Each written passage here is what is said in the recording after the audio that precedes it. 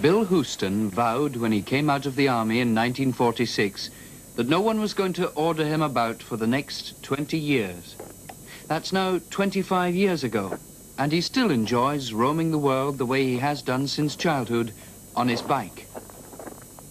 I started cycling at 11 years of age when my brother gave me his bike, and up till just now, near enough, I can go back to diaries and one or two charts that I've managed to salvage, and I'm near enough touching 400,000 miles. Since that young start, Bill Houston has dedicated his life to cycling. He's topped his aim of 20 years of independence by 5 years, and still every summer he takes a holiday on the road for at least 3 months. So far, his bike has taken him to 34 countries, from Lapland to the Sahara. I used to see places that were marked in the map where tourists just hadn't been. Sardinia, Morocco, Iceland, Turkey, and when Yugoslavia opened its frontier for the first, I went there.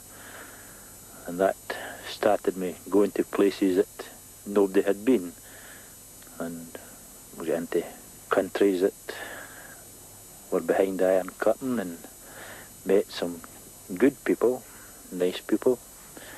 And then if I wanted solitude, up to Iceland, where in one trip I never spoke to anybody for 17 days. So when I started talking to my bike, I thought it was time I was coming out into civilization.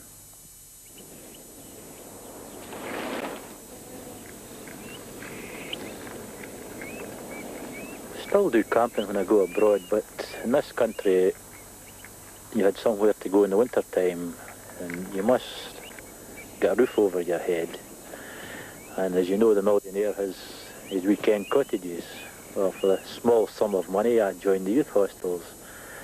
We have 90 here in Scotland, which I can call my weekend cottage. So I think I'm better off than a millionaire, because I don't think a millionaire has 90 weekend cottages.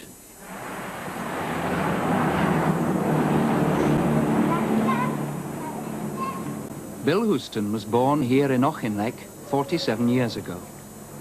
It's an overgrown mining village planted in the middle of the dairy farms of central Ayrshire. The main street is still the casual meeting place it always was, but nowadays it's artificially noisy and active with the rumble of traffic. But it's not Ochenek's traffic. It's simply the main road from Glasgow to Dumfries, cutting the village in half.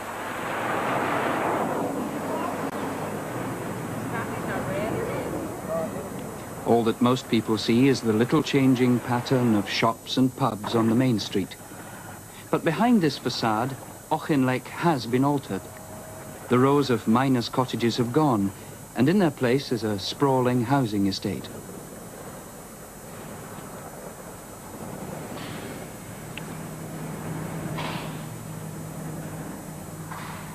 But the chief occupation is still down the pits, which is where Bill Houston went when he left school at the age of 14. His chance to escape came when the co-op advertised 2 jobs, apprentice baker and grocer's clerk. 60 other boys too wanted to avoid a life down the mines, and they all sat a written examination. But Bill got the baker's job, and the hours left him free to explore the hills of Galloway on his bike.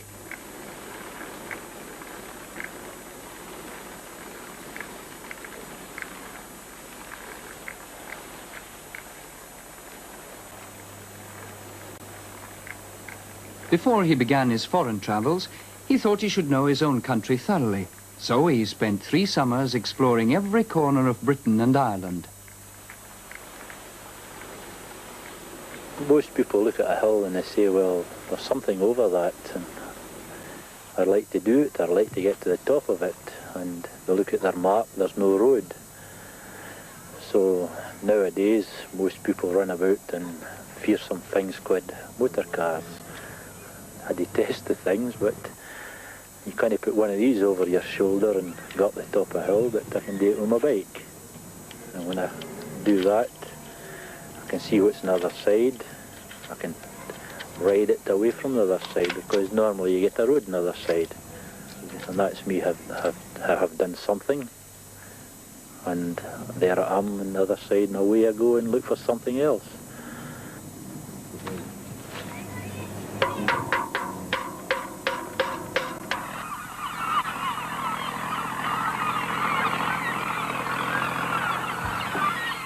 Despite his dislike of motor vehicles, Bill's present job is driving one. But 9 months of sitting in his bulldozer will subsidise 3 months pedalling his bike. I'm sitting in the machine driving it, but it is a living, and although, you know, people would say it's a wrong thing to say, I'm a hypocrite or something, but I don't think so. It's only a way of earning your bobbies at the end of a week. And I'm sitting here and I'm pushing stuff in front of me. I'm not doing anybody any harm, and I can look out the window. It goes slow. It does make a noise, but it goes slow. And I can see wildlife all round about myself, and there's nobody pushing me doing this. I've got a certain task to do, and I do it. And if I see something, if it's a bird or even a wee flower at the side of the rubbish, I'll go out and have a look at it, just to say that I have did something, and I might even save the flower and put it somewhere else. Bill belongs to a band of cyclists known as the Rough Stuff Fellowship. They dislike main roads and prefer to travel cross-country. The tougher the country, the better. The bike will get them there, or they'll get the bike there. I remember the trip in Iceland, which was about 8 or 9 years ago, and it was started as an expedition with 5 of us, all from different parts of the country. But we sent our supplies in the year before, in the September, because the roads would be closed. It took the supplies in, and we were going further in between 2 ice caps. And when we put the stuff out, it lay all winter under the snow. And when we went in, there's no bridges over the rivers. And being the biggest mug there, I think, they used to say, oh, wait and see what size the river is. And the rivers were coming off the glaciers, and if the river took me to here, they just shouted, aye, it's too high for us, come back out again. So we did eventually find a small place. It might only take me just under the last bit, and there we were, taking our bags across first, and then come back across and lifting our bikes over our heads so they didn't get wet. But it did make made little difference actually, because the grit from the road still got into your cogs, and although we had tyres, they only lasted about 500 miles, and normally you can get 5,000 to 7,000 out of them. We come away minus bumps, broken mud gears, skint knees, skint elbows, everything, because we were going to cross a lava bed, and where the lava dust had settled, you might fall, and the bike went one way, you went another, and you skidded along the lava, and it took away some skin. Another good adventure was in Morocco, and I called into a village one day for the water, which they give you out of their sheepskin bags, but it happened to be a Friday, and which is their Sunday according to the religion, and the people were sitting round about a stew pot, known like a witch's cauldron, and there was about 8 or 9 Arab gentlemen there with their big knives across their lap and tin plates, so they just told me to sit cross-legged along with them, and they stirred this up with their big dirty hands and big dirty fingernails, and they piled this onto a plate and handed it to me. But the head man, he started groping about the bottom of the pot till he got the eye of a sheep, so he stuck this on top of the plate, and there I was looking at this eye, and it seemed to be winking at me, and I said, well, what do I do here? So I said, if I don't eat it, and there's 5 men here with big knives, which we in Scotland called a gully, so I might get my throat cut. So I just lifted the eye and put it in my mouth, and I was scared to sort of put my teeth through it in case it squirted the water or whatever's in the eye over the top of these people. So I swallowed it like a jube and ate some of the stew, and it's supposed to be a good guest that leaves something for the women folks. So the women got quite a bit in my plate, and I thanked them for their water, but when I went down the road, I got the castor oil out the bag and 2 spoonfuls of castor oil and hope for the best. Ochnek sees little of Bill Houston at weekends. Weekends are for the country. Sometimes alone, sometimes with his friend Jackie, Bill is off round the roads and tracks of southwest Scotland, whatever the weather. They know every yard of them already, but that makes little difference to their enthusiasm. Their pace is easy. No one's out to break speed or distance records. The target is a local youth hostel, but that's within reasonable reach, so they can afford to stop as often as they please, perhaps to look at a view, perhaps to make a mug of tea, or perhaps to make a full meal. They have extremely healthy appetites. They're part of a nationwide fraternity of cyclists. It's not really a solitary sport. That's solitary because when you're on the road with a bicycle you're sitting, as we call in Scotland, a drum up. There's people pass you by and they say there's a cyclist there, he's just one of us. And they stop and they talk. It could be the road mender, it could be a traveller of the road, a knight of the road it's called, or a tramp. And we really are a mechanised form of a tramp, putting it bluntly.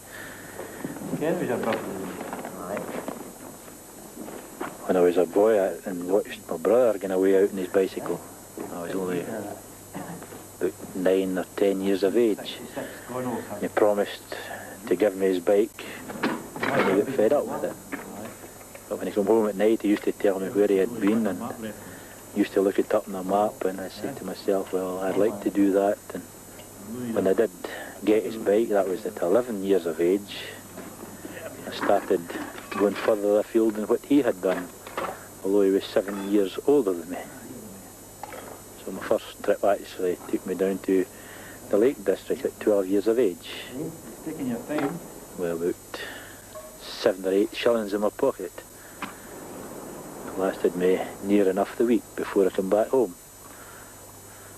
And that's what started away the travel, right up till I joined the army in 1942.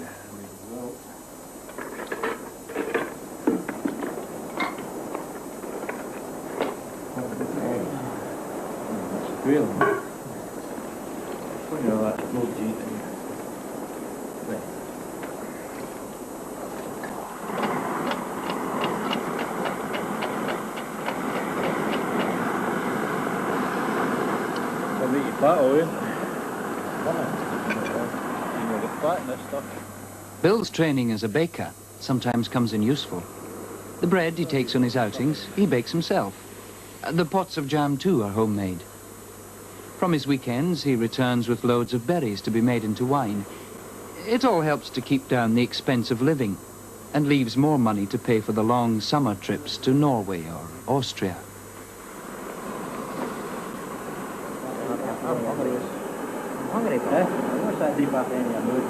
The inventor of the bicycle is, naturally, one of Bill's heroes. He was a local blacksmith called Kirkpatrick Macmillan, who made his bicycle about 1840, and shortly afterwards had the further distinction of being the first cyclist to be fined for reckless driving on what was then a marathon trip from Dumfriesshire to display his machine in Glasgow.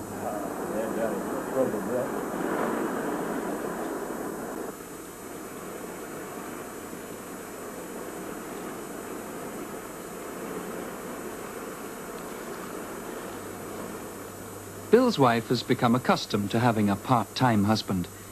But during the week when he is around Ochnek, they have a busy social life. And like most of their neighbours, they gather at the miners' welfare. My wife, well, she came into my life, but she knew that she couldn't change it. As long as she got 1 or 2 weeks with herself, she was quite happy. I thought to myself, well, it's a shame. We'd married, that's 3 years, so why not take her abroad? So I asked her if she was willing to go abroad, and she said, what, you going to buy a motor car? Oh, Si, you're joking now. That was the last thing I buy. So I said, well, get a motorbike. So I'll be able to drive a motorbike, so I'll take you in it. We bought a new motorbike last November, and I took her abroad in it to Italy, Austria, Switzerland and France. She enjoyed this very much. And come back home, she says, that'll be your holidays now. I said, aye, that's your turn finished now. A camera there, I take photographs, colour pictures, and show them to the youth clubs and WRI, or cooperative guilds. Also make wine and beer. Treasurer of the wine circle of the local town, and also like gardening and a bud mowing roses, which gives me satisfaction, because when I see a nice bloom I can take it off and I have 1 or 2 of my own then, which fills up my garden. I might get a bloom from, like what I was in Ireland last year. I brought 2 or 3 blooms back from Ireland and budded them on, and now I have a bit of Ireland, and if I go to the borders, I have a bit of the borders or things like that. And every flower there has some small significance.